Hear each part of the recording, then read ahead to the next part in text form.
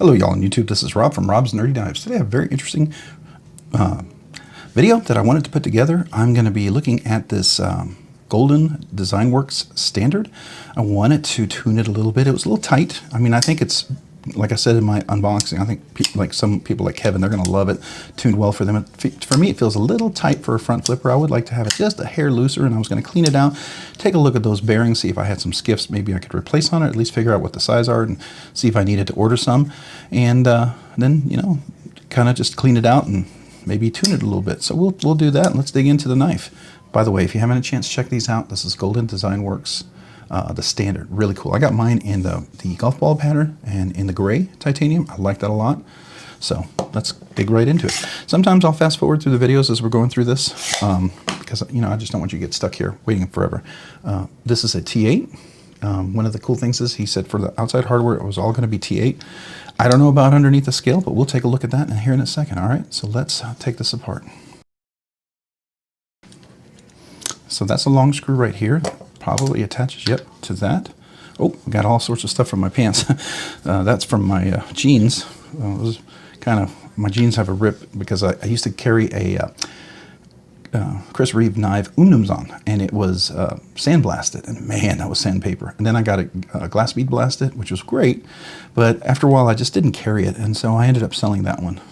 You know, as much as cool as that knife is and beautiful as it looked, it's just not a knife that I carried. And when I don't carry it, I end up selling them. All right, so all T8s. Let's take a look at this. All right, so that comes off really, really nicely. All right, so let's see the scale back here. Now the scale's still attached by that pivot. All right, I suspect these might be T6s, but let's take a look. No, that's a T8. Oh, very good. This is a T8. Okay, well, so let's begin with that one. All right, so here is the inside liner. Let's check that out. Is this titanium? Yeah, it's titanium inside. Very cool. Very cool. And here's the blade. And here's the inside. That's the inside liner that goes there. And there's the washer. And here's the pivot. Now this is a captive pivot. Let's see. Where is it captive? Okay, so it's captive up there. You see it's a little D shape right there. And this is where that part catches on that, and that locks it in place. And here's the back scale. We'll put that over here. And here's the insert. This is the back spacer, if you will. Very cool. All right, so I'm going to leave that over here well, let's see if we can get that out. There's a little washer there. I'm going to clean all that stuff off, right? So, all right, so we clean that off. Let's clean the blade off. All right, let's look at this side here.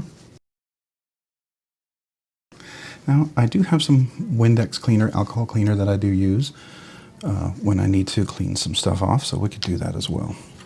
Let's look at these washers. Now, I don't know if I have replacements for them, but I'm going to look at them, and if nothing else, we're going to at least clean them.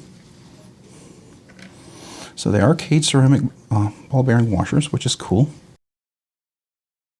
All right, so I'm going to go ahead and do a little cleaning on these guys just to make sure. All right, so that one's clean. Okay, let's do this one. All right, so that's nice and clean. All right, let's clean over here. So we'll clean this out over here. It looks like it's got a little bit of stuff. I don't know if that's Loctite. Sometimes you get a little Loctite left over. Could be manufacturing stuff. I might need to go get one of my cotton swabs, so give me a second as I grab some of those. Now, I used Nano Oil and KPL. Both, I think, are great oils, and I think you'd be fine using either. I've always used Nano Oil because that's the first one I started using. But, all right, let's see if we can get this off. There we go. Make sure it's nice and clean in here. Very good, very good. Let's clean the washers, too, real quick, while we're at it. They have a track for the washers on both sides. That's interesting. It's almost like it's was used before, then reassembled or something.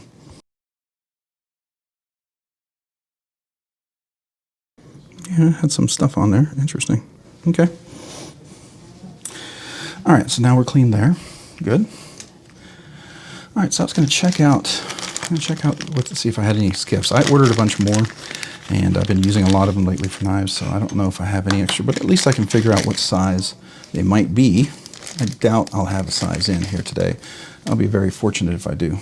Let's first figure out what the size of the pivot is. So this is a little tool from Skiffs. All right, so it looks like it's 5mm. Yeah, definitely it's a 5mm pivot. You see that? 5mm pivot.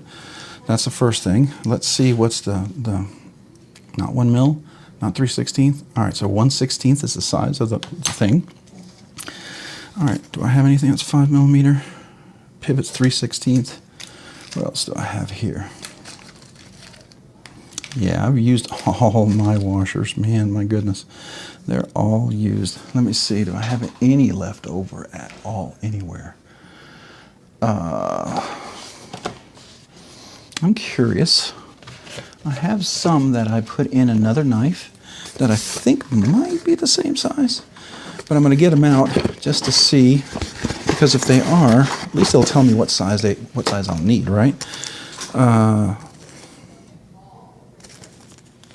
Yeah, this is the 5mm. Okay, I put these in my Evoke knife, so let's see if these are the same size. Yep, they are. Okay, so these are the ones I had in my Evoke knife, right? And these are the ones that are in this knife. Now, this one has how many? 2, 4, 6, 8, 9 ball bearings. So the Skiffs usually have 11. So it gives you a little extra room to work with, right? So that's always nice. But at least it's good to know what size I need. I just don't have them in right now. So I'll have to, I know I'm getting some more of those sizes in. Maybe we'll replace those out. But maybe with a little cleaning here, that'll be a big help, right, for now. So let's go ahead and do a little reassembly here. Now, before I do that, that is pretty tight right there. A little carbonized steel insert. You can definitely see the carbonization on that one. Look at that, huh? So that is way up there, right? So when you put the blade on here, you can see that that's way up there, and it engages about right here. So I want to bring that in a little bit. Now, sometimes what I do is figure out exactly how far in I want to go, right? So right now I see I'm pretty far past the blade here. So let's try to bring that in. Now, very gentle if you do this. Now, there's no over travel stop on this, so typically I would take the steel bar insert off, but because this is a liner lock, I don't have to take off this, all right? So I'm going to be very gentle here.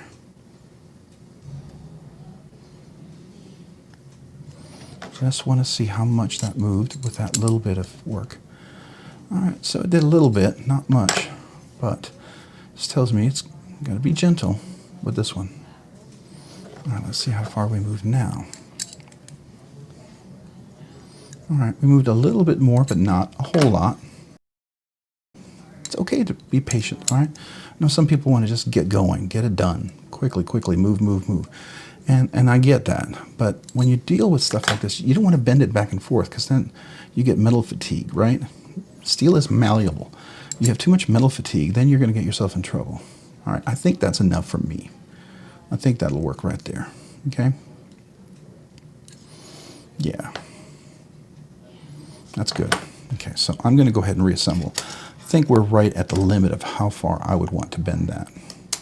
But it's going to definitely make an improvement for sure. All right, so first thing I'm going to do is put this pivot back in here. This is the backside pivot, and I know that for a fact because that's the one that has one screw over here, okay? And on this side, we see that the flat part is this one right here. So what that means is this pivot, the flat part, this part right here, you see that, needs to face down here. So when we reassemble the knife, that's where that's going to be.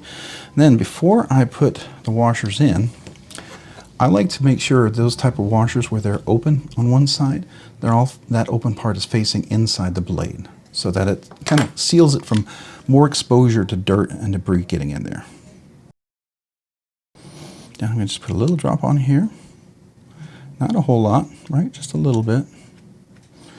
I'm just going to do a couple of drops on here. just enough, not too much. So there's no pin stop here. That's all handled with this pin right in here. That's part of the blade. Okay, so now we're going to put this over here. Just a couple of drops, or a few drops. Again, the open side is going to face inside the blade where it's cut out, so it's better sealed. And then this part that we're going to put on top, oops, what I'll likely do is I'll put this washer on top first. All right, so that's on top of there. Okay, and then I'm going to lay this down on top of this. I want to make sure this is lined up here, which it now is. Okay, so now that's on here. Now remember, when I put the screw back on, there's a screw right here that goes in here, and that's this one right here. So now we're going to put that back in. Oops, it is titanium, I can tell that, because it is not holding with a magnetic screwdriver, which is fine. It gives it weight reduction. That's always nice. Now, just because it's not magnetic doesn't necessarily mean it's titanium, but it's just, it doesn't have magnetic properties. Let's just put it that way. Now I'm going to put this pivot back on here, but before I do that, I do like to put a little Loctite. Not a whole lot, but just enough to get on the screw, right? Reverse thread to hear the click. And go forward. And we're going to put this back on here. This goes on here like this, on this side.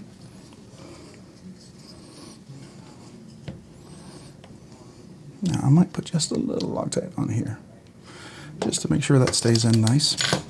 Let's do that again. Now, I really appreciate the fact that there's a little hole right there to lock it in place from rotating. That's always really nice. It's a small touch, but it's important, I think. It just shows a little extra quality.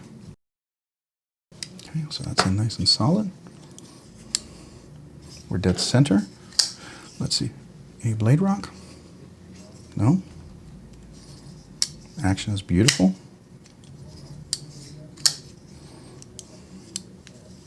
Now the one thing I didn't do, I didn't put any nano 80 weight on my detent ball. Typically I do that. It's right there. I don't want to put a whole lot, so I'm going to wait for this. I've got just barely a little bit left in this bottle, and I just don't want to throw it out because there's just enough, right, to save. So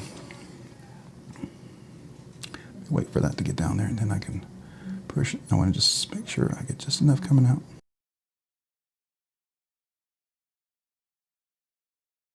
That seems solid in there.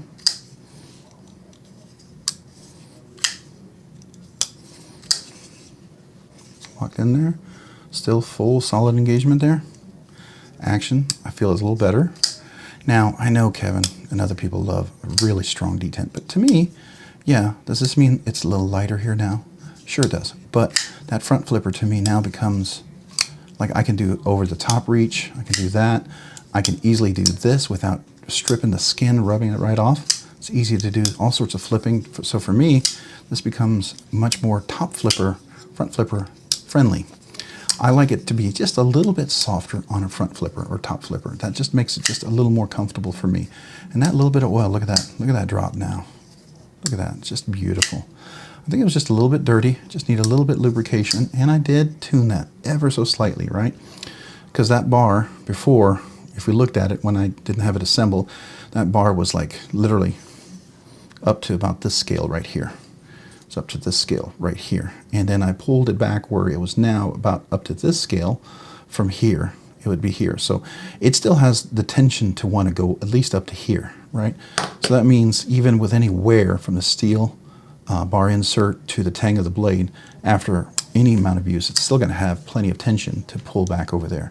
But the detent ball that's on here, that's causing the resistance on it to drop, is not as strong and it's not as resistant, which to me is fine, especially for a front flipper. Now let's see. You'll still see it like when it goes into the detent hole. See, cell clicks in, no detent lash. If you flick really hard, you have to do this really hard. you can break it out. Now, for some of you guys, that may be an issue, right? You may not like that. And if you do that, then don't loosen your detent as much as I do. I don't mind that. I like this. I'm tuning it to what I like. And you should tune it to what you like, right? Matter of fact, if you get a knife and the detent's too light, everything I do, you can do reverse to make it a stronger detent. You could make it, you know, just the exact opposite. If I got a knife in and it was weaker than this, I would take it all apart and I would strengthen the detent. I would do the exact opposite. And look at that. My centering that I felt like it was just microscopically off before is now perfect. It's exactly where I want it. And sometimes that centering on a knife can be from disassembling and reassembling a knife, and you can get that perfect right back again. Now this is exactly where I want it. I like this. I really, really like this like this. This is nice. This is really nice. But at some point, I don't know, hold on. See, there's no grittiness or anything, and this is one of those cases now where those Cade ceramic ball bearings might actually not necessarily need to be replaced. Now, would Skiff washers be better? I mean, they're always better microscopically, but sometimes you can't tell.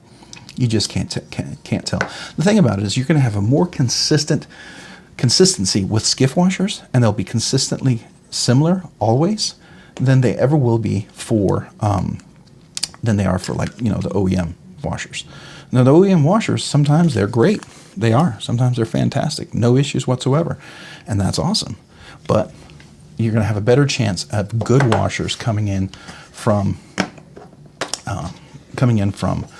what am I saying? Better having, your washers have a better chance of being more consistent when you get them from Skiff. And so I've noticed, even sometimes over time, maybe it gets a little gritty if it's a little off. And these were great at first, and then maybe they you know, kind of wear in, and things just don't seem exactly like what you had hoped it would be. I did that on one of my knives. I did it on, I can't remember, was it my 9, or was it my was it a relative? I think it was a relative. I liked my relative, and it was really great. And then I went ahead and replaced them, and it made a difference. It was, you know, at first they seemed identical and really wouldn't have made a big difference, but after a while, and I put Skiff in, and it was great. So there you go. You know, it sometimes can be great now or later. And yeah, that lefty reverse is so much nicer, for me at least. And I love that acoustic. I don't know if you can hear that. It's kind of a nice sound with it. It sounds like a hollow doom. It's almost like a copper pot, if you will, like one of those musical copper pots that you'd hear in the Caribbean or something. I don't know. It's not like that, but that's what it makes me think of. It's got that nice resonance to it. It's almost like a deep, hollow resonance, but still solid, not like tangy, empty. I don't know. It sounds weird, but that's what I like. Yeah, and see, that's just so much easier to work now. I really like that. So there you go. All right, so that was a quick tuning of the detent. We checked out the Skiff washers. We know which ones we need, and we can put those in. I'm going to get some coming in. Just don't have any in right now. I would have put them in, and cleaned everything out, oiled it, and man, it's like a brand new knife again. I mean, it's still awesome the first time, but now I love the action on this one. This is the type of action I enjoy. It may not be for you. I get that. So you can watch my first unboxing video. It was a lot tighter than it is now. And so if you look at this and you see that, well, that's too loose. Well, it wasn't. I made it this. Okay, it came in much stiffer, and you can make it even stiffer than that if you wanted to. I just wanted to show you what you could do, and it just tell you it's not scary to do something like that. I find it very easy to do, so I enjoy that. All right, well, hey, thanks for watching. Hey, if you found this content fun, interesting, worthwhile, entertaining, or informative, would you please consider hitting the like button down below? And if you hit that like button, maybe consider hitting the subscribe button. Liking and subscribing the videos really helps out my channel, allows me to grow, to produce more content, do more things for you and for the channel. I'm very grateful for all you guys who do that. And if you've done that, maybe consider checking also hitting the notification button so you can be notified of future videos like this when they drop. And if you've done all that and you want to check me out over on Instagram at robs_nerdy_knives, I would appreciate that as well. Again, that's on Instagram at robs_nerdy_knives. Thanks so much for watching today. Have a great day and a great week. Bye.